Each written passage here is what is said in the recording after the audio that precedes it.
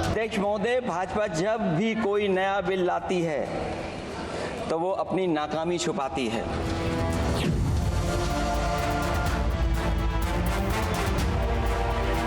इतना बेसिक ये फर्क जो है अगर समझ में नहीं आते या जानबूझ करके आप नहीं समझना चाहते हैं तो मेरे पास इसका कोई इलाज नहीं है। वक्फ बिल को लेकर संसद के अंदर और बाहर बहस हो रही है। विपक्ष आरोप लगा रहा है कि इस संशोधन के माध्यम से सरकार वक्फ पर कंट्रोल करना चाहती है, उसकी जमीनों को उद्योगपतियों को बेचना चाहती है। जबकि राज्यसभा में बीजेपी सांसद राधा मोहन अग्रवाल का कहना है कि आज का दिन मुसलमानों के लिए, तलाकशुदा मुस्लिम महिलाओं के लिए और अनाथ बच्चों के लिए ऐतिहासिक है, जिनकी मदद के लिए पीएम मोदी ये बिल लेकर आए हैं। आज का दिन गरीब मुसलमानों के लिए, पसमानदा मुसलमानों के लिए, तलाकशुदा महिला बहनों के लिए, विधवा महिला बहनों के लिए, अनाथ बच्चों के लिए आज ऐतिहासिक दिन है। एक क्रांतिकारी परिवर्तन आने जा रहा है। पूरी की पूरी इस गरीब समाज, मुस्लिम समाज की आर्थिक और सामाजिक व्यवस्था में यह वक्फ अधिनियम क्रांतिकारी परिवर्तन लाने जा रहा है। मैं आभारी हूं माननीय मोदी जी का, जिन्होंने इस महान विधेयक को इस सदन में लाने का काम किया। सरकार ने संसद में मुसलमानों को भरोसा देते हुए कहा है कि वक्फ की संपत्ति का उपयोग केवल मुसलमानों के लिए ही होगा। उनकी संपत्ति किसी गैर मुस्लिम को नहीं दी जा सकेगी, लेकिन वक्फ बोर्ड पर कंट्रोल भी रखना होगा। सर, सबसे पहले ये जो वक्फ प्रॉपर्टी होता है, इसका मैनेजमेंट, इसका क्रिएशन और इसका बेनिफिशियरी ये नॉन मुस्लिम के अलावा कोई और हो, किसी के पास हो ही नहीं सकता है। मुस्लिम के पास ही रहेगा, कोई नॉन मुस्लिम इसमें हस्तक्षेप नहीं कर सकता है। जो वाकिफ होता है वो एक मुसलमान ही होता है, और जो औकाफ बन जाता है, वो प्रॉपर्टी क्रिएट हो जाता है, उसको मैनेजमेंट कौन करता है? मुतावाली, वो भी मुसलमान ही होना पड़ता है। और किसके लिए वक्फ क्रिएट करता है? 3 पर्पस के लिए। धार्मिक, रिलीजियस पर्पस, अच्छा काम के लिए, पायस, भगवान के नाम में, अल्लाह के नाम में, और चैरिटेबल, भला के लिए, बच्चों के लिए, महिलाओं के लिए, गरीबों के लिए, तो वो मुस्लिम ही होगा। तो यहाँ ये सवाल ही नहीं उठता है कि नॉन मुस्लिम, मुस्लिम धार्मिक भावना और धार्मिक व्यवस्था या वे किसी भी तरीके से मुस्लिम प्रॉपर्टी में, मैनेजमेंट में नॉन मुस्लिम हस्तक्षेप कर रहा है, ये सवाल ही नहीं उठता है। बीजेपी के राज्यसभा सांसद डॉक्टर राधा मोहन दास अग्रवाल ने वक्फ बिल पर चर्चा के दौरान वक्फ बोर्ड की तुलना पुरानी फिल्मों के गुंडों से की। What is this Waqf by user? किसने आपको संपत्ति दी? किसने आपको संपत्ति दान की? किसके मन में मनसा थी कि अल्लाह को दे दिया जाए? एक भी आदमी ने वक्फ बाय यूजर की संपत्ति वक्फ के अधिनियम के तहत नहीं दी। जैसे फिल्मों में गुंडे हुआ करते थे, जिस औरत पर हाथ रख दी वो औरत उनकी हो गई। इसी प्रकार से इन वक्फ बोर्डों ने भू माफियाओं की तरह काम किया। जिस जमीन पर हाथ रख दिया इन्होंने, वो जमीन उनकी हो गई। आज इस मानसिकता से ये काम करते हैं। अग्रवाल ने वक्फ बाय यूजर का मतलब समझाते हुए कहा कि वक्फ बाय यूजर इनका बड़ा हथियार था। किसी भी जमीन पर कुछ दिन नमाज क्या पढ़ ली, वक्फ बाय यूजर वो जमीन वक्फ बोर्ड की हो गई। अध्यक्ष महोदय, आपके पास एक बड़ी जमीन है, खाली पड़ी है, बगल में कुछ मुस्लिम परिवार रहते हैं, उन्हें नमाज पढ़ने के लिए कहीं जाना होता है, वो उस जमीन पर नमाज पढ़ ले। आप हिंदू हैं, आप मना नहीं करते। 5 दिन 7 दिन नमाज पढ़ने के बाद वो लिख के दे देंगे कि हम लोग इस जमीन पर नमाज पढ़ते थे, अब यह वक्फ बाय यूजर हो गई, अब इस जमीन पर किसी का कोई अधिकार नहीं रहेगा। यूपी के संभल, रामपुर, मुरादाबाद और अमरोहा जैसे जिलों में भी बड़ी संख्या में वक्फ की संपत्तियां बताई जाती हैं, जबकि उत्तर प्रदेश सरकार का दावा है कि वक्फ बोर्ड द्वारा दावा की गई 78% जमीन असल में सरकारी है। वक्फ का दावा यूपी के राजभवन, मथुरा की शाही ईदगाह, वाराणसी के ज्ञानवापी मस्जिद परिसर और लखनऊ की ऐशबाग ईदगाह पर भी है। तमिलनाडु में 1500 साल पुराने चोल मंदिर को भी वक्फ संपत्ति के रूप में दावा किया गया है। इस गांव का नाम है तिरुचंतुरई। फिलहाल इसके सुर्खियों में रहने की वजह है कि इस पूरे गांव की जमीन पर वक्फ का दावा किया गया है। तिरुचिरापल्ली जिले में कावेरी नदी के तट पर बसे हिंदू आबादी वाले इस गांव में 1500 साल पुराना माने दियावल्ली चंद्रशेखर स्वामी मंदिर भी है। वक्फ बोर्ड इस मंदिर की जमीन पर भी हक जताता है। दरअसल चिरुचंथुरई गांव का मामला पहली बार 2022 में सुर्खियों में आया था। तब राजगोपाल नाम के एक किसान ने अपनी खेती की 1.2 एकड़ जमीन बेचने की कोशिश की थी, लेकिन वो अपनी जमीन नहीं बेच पाया क्योंकि राजगोपाल को रजिस्ट्रार ऑफिस ने बताया कि वक्फ ने पूरे गांव यानी करीब 369 एकड़ से ज्यादा की जमीन पर अपना अधिकार जताया है। ऐसे में बिना वक्फ बोर्ड की एनओसी के कोई जमीन खरीद या बेच नहीं सकता। माननीय संसदीय कार्य मंत्री उल्लेख कर रहे थे उस घटना का, तमिलनाडु की घटना का उल्लेख कर रहे थे। क्या हुआ तमिलनाडु में? एक रामचंद्रन नाम का आदमी अध्यक्ष महोदय, वह व्यक्ति अपनी लड़की की शादी के लिए अपनी जमीन बेचना चाहता था। वह जमीन बेचने के लिए जब रजिस्ट्रार के घर गया, ऑफिस में गया, तो पता चला कि वह जमीन उसके नाम पर ही नहीं है, वह जमीन वक्फ को दे दी गई। जब हल्ला मचा, गांव के लोग रजिस्ट्रार ऑफिस में गए तो पता चला कि उन दोनों गांवों की सारी जमीन वक्फ को दे दी गई। 1500 साल पुराना मंदिर भी वक्फ के हवाले कर दिया गया। यह होता है इन लोगों का वक्फ बाय यूजर, अध्यक्ष महोदय। हालांकि वक्फ बोर्ड का कहना है कि वो केवल उन्हीं जमीनों पर अधिकार जताते हैं जो कानूनी रूप से वक्फ दान पात्रों या ऐतिहासिक रिकॉर्ड में दर्ज है। लेकिन आरोप है कि वक्फ बोर्ड अक्सर जमीन की पुरानी रजिस्ट्री का फायदा उठाकर दावे करता है, जबकि वास्तविक स्वामित्व किसी और के पास होता है। इसके अलावा वक्फ प्रणाली पर हमेशा से भ्रष्टाचार, अवैध कब्जे, राजनीतिक दखल और प्रशासनिक लापरवाही के आरोप लगते रहे हैं। जैसे वक्फ बोर्ड के अधिकारी और ट्रस्टी संपत्तियों को कम किराए पर देकर या अवैध रूप से बेचकर रिश्वत खाते हैं। बात यूपी की राजधानी लखनऊ की करें तो यहाँ करीब 4000 संपत्ति वक्फ बोर्ड की है, जिनमें राजभवन, डीएम कार्यालय और रेलवे स्टेशन जैसी प्रमुख जगहों को भी माना जाता है। लखनऊ में वक्फ की बड़ी संपत्तियों में नक्खास में शाह मीना शाह दरगाह, हुसैनाबाद में छोटा इमामबाड़ा, बड़ा इमामबाड़ा, चौक में टाइल वाली मस्जिद, तहसीनगंज में जामा मस्जिद, राजाजीपुरम में आगा खां का मकबरा, विक्टोरिया स्ट्रीट पर खादिम हुसैन इमामबाड़ा, रकाबगंज में दरगाह हजरत अब्बास, बिबियापुर में मकबरा सआदत अली खान और लालबाग की शाही मस्जिद शामिल है। यूपी में अगर वक्फ बोर्ड की संपत्तियों की बात करें तो सबसे पहले सुन्नी वक्फ बोर्ड के पास लगभग 1.25 लाख संपत्तियां हैं और अगर शिया वक्फ बोर्ड के पास कहें तो लगभग 4000 के करीब संपत्तियां उसकी हैं।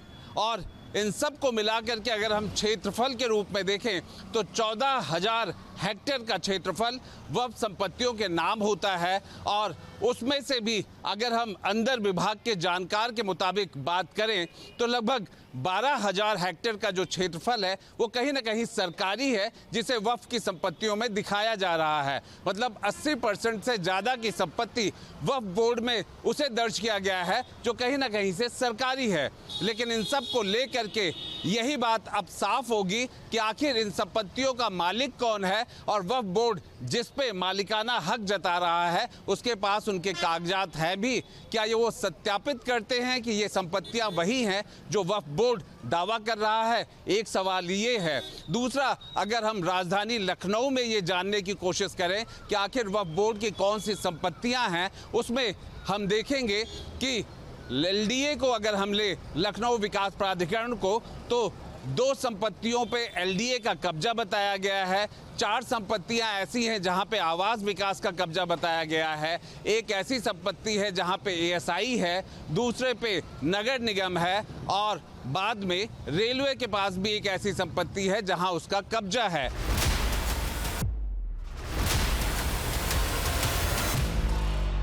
वक्फ की संपत्तियों को हम लखनऊ में आपको दिखा रहे हैं कि ऐसी कितनी संपत्तियां हैं जो वक्फ बोर्ड कहता है कि कहीं ना कहीं उसका वहां पर दावा है। ये अलग बात है कि आज के तारीख में अगर हम देखें तो वहां पर कुछ ना कुछ सरकारी या तो कार्यालय बने हुए हैं या फिर किसी तरीके का वहाँ संस्थान बना हुआ है। उसी श्रेणी में हम आपको लेकर आ गए हैं नेशनल बॉटनिकल रिसर्च इंस्टीट्यूट, जिसे NBRI भी कहा जाता है। और ये राजधानी लखनऊ का एक बड़ी जगह कही जाती है और ख़ास तौर पे पेड़ पौधों को लेकर के यहाँ प्रयोगशालाएँ हैं और यहाँ नए पेड़ हाइब्रिड और उनकी अलग अलग तरीके की वैरायटी को यहाँ पर रिसर्च किया जाता है। ऐसा माना जाता है कि लगभग 150 से ज़्यादा यहाँ पेड़ों की वैरायटीज़ को बनाया गया है और NBRI यहाँ पर 1953 में भारत सरकार के माध्यम से राज्य सरकार को यहाँ पर ये लैब गठित करने का यहाँ आदेश हुआ था और ये NBRI बन के तैयार हुआ। लेकिन हैरान करने वाली बात यही है, या फिर यूँ कहा जाए कि वक्फ की संपत्तियां और जो मौके पे हैं उनमें अगर अंतर विरोध की बात करें तो उनमें से एक NBRI भी आएगा, जहां पे ये कहा जाता है कि कहीं ना कहीं ये शिया वक्फ बोर्ड की जो संपत्ति है उसमें से ये एक मानी जाती है।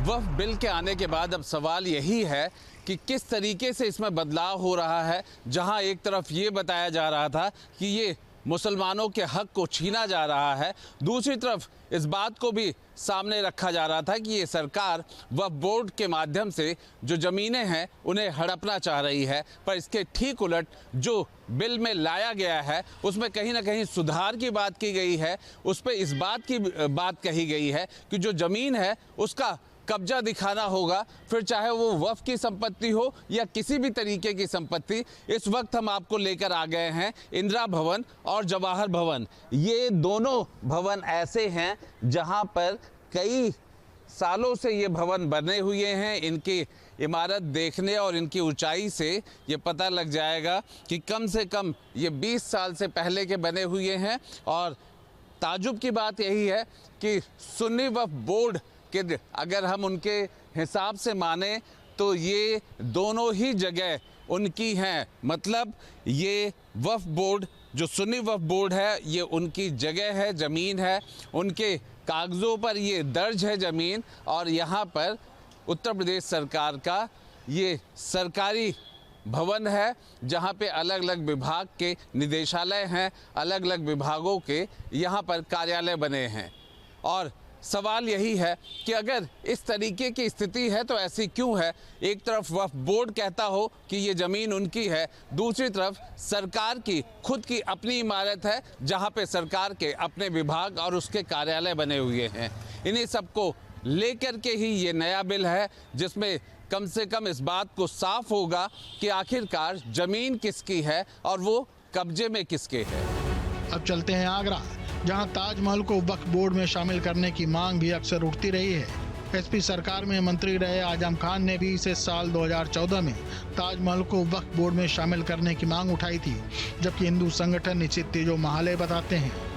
सुन्नी वक्फ बोर्ड ने सुप्रीम कोर्ट में इसके लिए याचिका भी डाली थी और कोर्ट ने शाहजहां के दस्तखत वाले कागजात मांगे थे, जिसे सुन्नी वक्फ बोर्ड नहीं दिखा सका था, लिहाजा दावा वापस ले लिया था।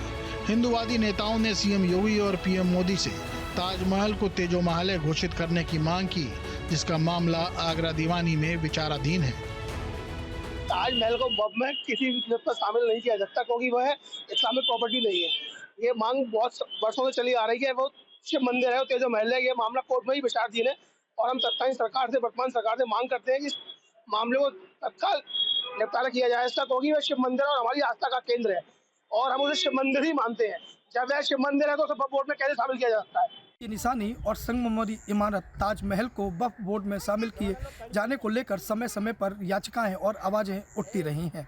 लगातार लोग मांग कर रहे हैं कि ताजमहल को वक्फ बोर्ड में शामिल किया जाए। अगर बात करें तो सुन्नी वक्फ बोर्ड ने भी सुप्रीम कोर्ट में याचिका दायर की थी और ताजमहल को वक्फ में शामिल किए जाने की मांग की थी, लेकिन सुप्रीम कोर्ट द्वारा शाहजहां के दस्तखत वाले कागज मांगे गए जो कि सुन्नी वक्फ बोर्ड नहीं दिखा पाया, जिसके बाद सुन्नी वक्फ बोर्ड ने अपना दावा वापस ले लिया था। प्रदेश के औद्योगिक नगर कानपुर में भी वक्फ बोर्ड की कई संपत्तियों पर दावा है, जिसमें मुस्लिम एसोसिएशन हलीम मुस्लिम नाम के 3 एजुकेशन संस्थान संचालित करता है, जिसके लिए जमीन हलीम साहब ने वक्फ को दान दी थी। इसकी स्थापना का उद्देश्य मुस्लिम युवाओं को आधुनिक शिक्षा के साथ साथ उनकी सांस्कृतिक और धार्मिक पहचान को बनाए रखने में मदद करना था, जिसके लिए मुस्लिम एसोसिएशन ने वक्फ की जमीन पर एजुकेशनल इंस्टीट्यूट का संचालन शुरू कर दिया। हलीम नाम से इंटर कॉलेज, डिग्री कॉलेज और एक इंग्लिश मीडियम स्कूल का संचालन किया जाता है। इन शैक्षिक संस्थानों के अलावा भी इससे जुड़ी तमाम बेशकीमती जमीनें हैं। इन जमीन का इस्तेमाल संचालक गलत तरीके से कर रहे हैं। यहाँ पर गेस्ट हाउस बनाकर बेच दिया गया, तमाम बिल्डिंग बनाकर फ्लैट बेचे गए। संचालक मनमानी तरीके से जमीन का इस्तेमाल कर रहे हैं। आरोप है कि इससे होने वाली आमदनी को निजी स्वार्थ की पूर्ति में खर्च किया जा रहा है, जिसको लेकर लोगों में गुस्सा है। लोग चाहते हैं कि वक्फ की इस संपत्ति का सही इस्तेमाल हो और इससे होने वाली आय को मुस्लिम युवाओं को ही शिक्षा में लगाया जाए। वो वक्फ संशोधन अधिनियम को लेकर सरकार की मंशा को लेकर आशंकित हैं। वक्फ संशोधन अधिनियम पास हो जाने के बाद जब ये कानून बनेगा तो कानून का डंडा भी तमाम लोगों पर चलेगा। कानून का डंडा उन पर चलेगा जिन्होंने वक्फ की संपत्तियों को गलत तरीके से बेचने का काम किया है।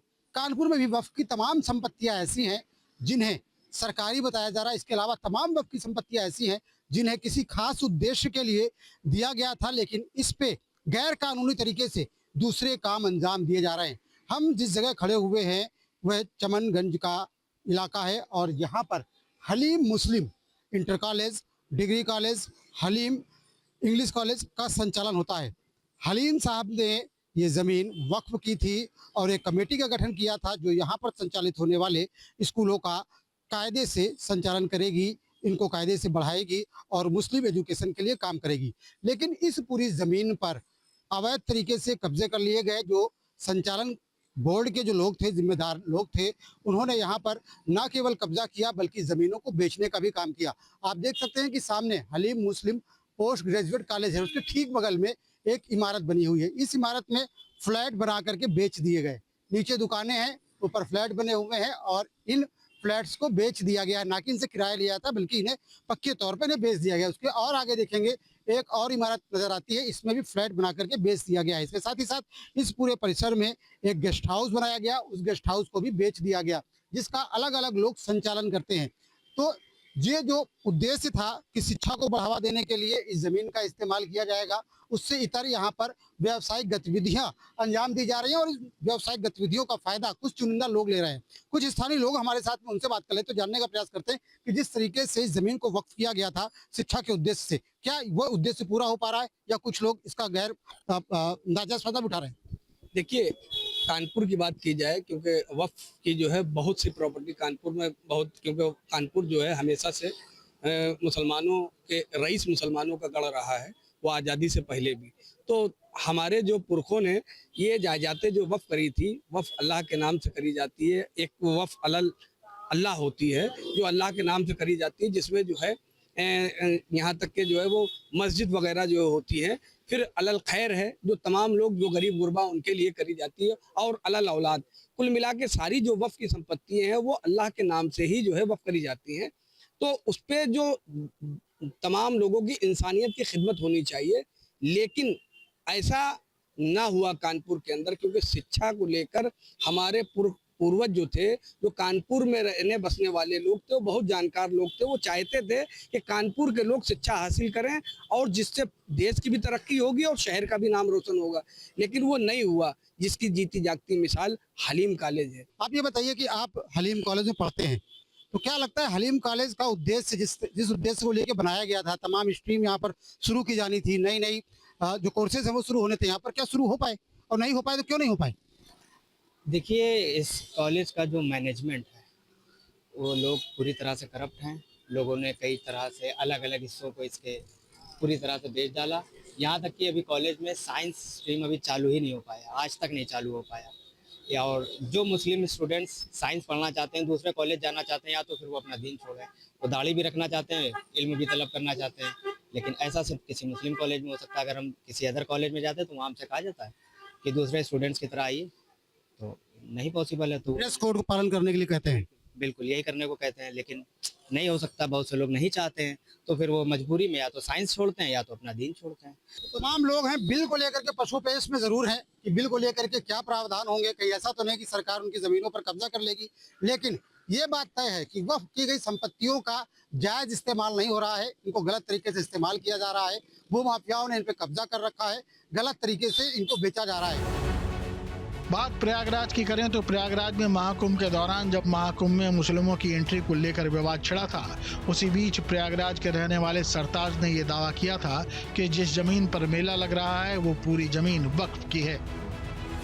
वक्फ बोर्ड संशोधन अधिनियम लोकसभा से पास हो चुका है और अब ये माना जा रहा है कि इसके कानून बनने के बाद अब वक्फ बोर्ड किसी भी ज़मीन पर मनमाना दावा नहीं कर पाएगा और ना ही आसानी से उसको कोई ऐसी ज़मीन उपलब्ध हो पाएगी। और जिस तरह से वक्फ बोर्ड तमाम ज़मीनों पर दावा करता आया, यहाँ तक कि कुंभ मेले के दौरान उसने जो कुंभ मेले की 54 बीघा ज़मीन है उस पर भी अपना दावा ठोक दिया था। तो सरताज नाम का एक शख्स था जो वक्फ बोर्ड से जुड़ा था, उसने कहा था कि 54 बीघा कुंभ मेले की ज़मीन जो है वो वक्फ बोर्ड की संपत्ति है और वो ज़मीन थी अखाड़ों की ज़मीन। वहीं पर हम मौजूद हैं उसी स्थान पर जहां पर अखाड़ों के शिविर आबाद थे और इस ज़मीन को लेकर के वक्फ बोर्ड की तरफ से कहा गया था कि ये मुसलमानों की ज़मीन है। विवाद इतना बढ़ा था कि ऑल इंडिया मुस्लिम जमात के जो राष्ट्रीय अध्यक्ष हैं मौलाना शहाबुद्दीन रज़वी, उन्होंने कहा था कि मुसलमानों की दरियादिली देखो कि हमने जो अपने वक्फ बोर्ड की ज़मीन है वो कुंभ मेले के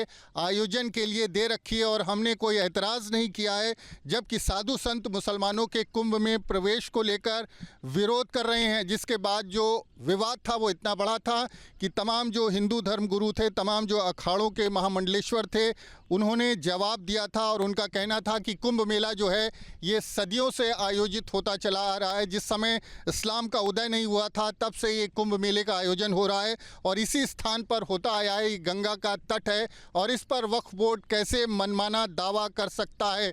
तो अब जब वक्फ बोर्ड को लेकर के संसद से कानून बनने की उम्मीद है, माना जा रहा है कि इस तरह के मनमाने दावे नहीं हो सकेंगे और ना ही जो तमाम सरकारों ने जिस ज़मीन पर वक्फ बोर्ड ने दावा किया उनको सौंप दी थी, ऐसा दोबारा हो पाएगा। अब लोग इस तरह के दावों के खिलाफ न्यायालय में भी जा सकेंगे, क्योंकि अब तक का जो वक्फ बोर्ड एक्ट था वो ये कहता था कि अगर किसी ज़मीन पर वक्फ बोर्ड ने दावा कर दिया है तो उसकी कोई कोर्ट सुनवाई नहीं कर सकता, उसके लिए वक्फ बोर्ड खुद सुनवाई करेगा और वक्फ बोर्ड सारे फैसले अपने पक्ष में ही लेता था। तो ऐसे में अब देखना ये होगा कि जो नया संशोधन लागू होता है उसके बाद जो इस तरह के मनमाने दावे हैं उसकी क्या स्थिति होती है। और अब देखते हैं कि वाराणसी में क्या स्थिति है वक्फ की जमीनों की। एक तरफ वक्फ संशोधन बिल पास होने वाला है, दूसरी तरफ वाराणसी में जो सरकारी आंकड़ों के मुताबिक लगभग 25% सरकारी ज़मीन है जो वक्फ बोर्ड ने किसी न किसी तरीके से अपने आधिपत्य में ली हुई है। तो वक्फ संशोधन बिल पास होने के बाद किस तरीके से इसका फ़ायदा न सिर्फ सरकारी ज़मीनों को मुक्त कराने में मिलेगा बल्कि आम जनमानस को भी मिलेगा, इस पर बात करने के लिए हम वाराणसी में हैं। क्या लगता है वक्फ संशोधन बिल जो है वो कितना ज़्यादा ज़रूरी है और इस समय जो आंकड़े कह रहे हैं कि अधिकतर ज़मीनें वक्फ बोर्ड ने आधिपत्य की हुई है, तो इसका कितना बड़ा फ़ायदा होने वाला है? जी बिल्कुल, जो है ये एक बहुत बड़ा काला कानून था। ये वक्फ जो बिल है, जो है संशोधन बिल है, ये काला कानून था जो कि पहले की पूर्ववर्ती सरकारों द्वारा ये बनाया गया था। ये काला कानून भी न कहा जाए, ये बल्कि एक दैत्य, एक ऐसा राक्षस था जो है जो पूरे देश की जो है ज़मीनों को जो है निगल रहा था। इसी बात पर लगातार बात हो रही है।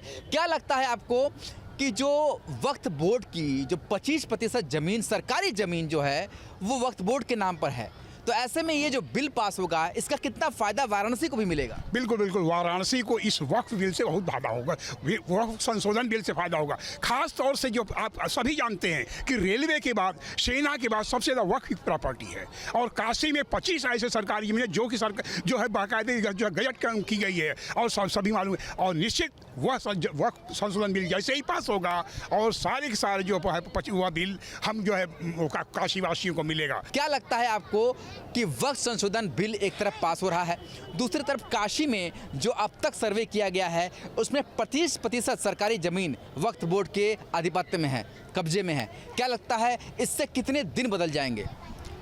देखिए, जो बिल पास हुआ है इसका मैं स्वागत करता हूं। दूसरी चीज़ 25% से ऊपर सरकारी ज़मीनें, प्राइवेट भी लोगों को है, तमाम मुकदमा है, जो कि ये जो कानून ही गलत था। तो इसके कारण से मैं इसका स्वागत करता हूँ। ये जो भी हो रहा है बहुत ही अच्छा हो रहा है। काशी जो है अति प्राचीन है, कई इतिहास, कई रहस्य जुड़े हुए हैं, पर वक्फ संशोधन बिल की बात की जाए तो लगातार ये मांग उठ रही है कि इस बिल के पास होने से न सिर्फ ज़मीनों को मुक्त किया जाएगा, बल्कि ऐसी ज़मीनें जो सरकार की हैं मगर सरकार की होकर भी उसकी नहीं है, तो वो भी ज़मीनें मुक्त होंगी और आम जनमानस के कार में आएंगी। वीडियो जर्नलिस्ट शिवम मिश्रा के साथ सुशांत मुखर्जी, न्यूज़ स्टेज, वाराणसी।